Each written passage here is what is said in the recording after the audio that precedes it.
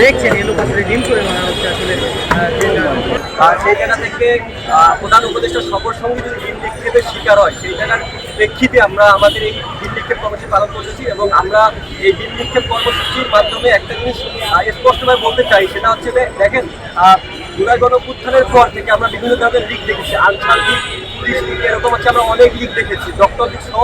নানান লিগ দেখেছি এবং সর্বশেষ আমরা একটা লিগ দেখতে পেলাম ডিম লিগ। সেই ডিম লিগ করতেছে কি তারা তো এখন আর কারোর উপরে হামলা টামলা করতে পারতেছে না, তারা শুধু দূর থেকে ডিম নিক্ষেপ করতেছে আর ডিম লিগ করে পালাই যাচ্ছে। সেই জায়গা থেকে আমরা বলতে চাই যে এই সকল যে ডিম লিগগুলো আছে এগুলো যদি আজকের পর থেকে বাংলাদেশের কোনো জায়গায় কখনো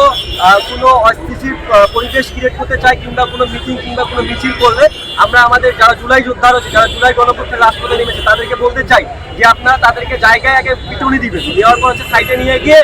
ডিম নিক্ষেপ করে তাদের জায়গা মতো ডিমটা দিবেন। দেওয়ার পর হচ্ছে আমাদের যে সর্বশেষ দায়িত্ব, আমরা যেহেতু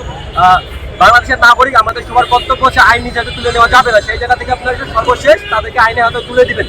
এবং আরেকটা বিষয় আমরা বলতে চাই যে এই যে আমাদের জুলাই গণঅভ্যুত্থানের যারা সম্মুখ সারি যোদ্ধা তারাই নিরাপদ নাই, সেই জায়গা থেকে আমরা আমাদের নিরাপত্তাটা কোথায় পাবো, এই জায়গা থেকে আমরা ইন্টারনেটে প্রশ্ন করতে চাই। আপনারা এরকম হচ্ছে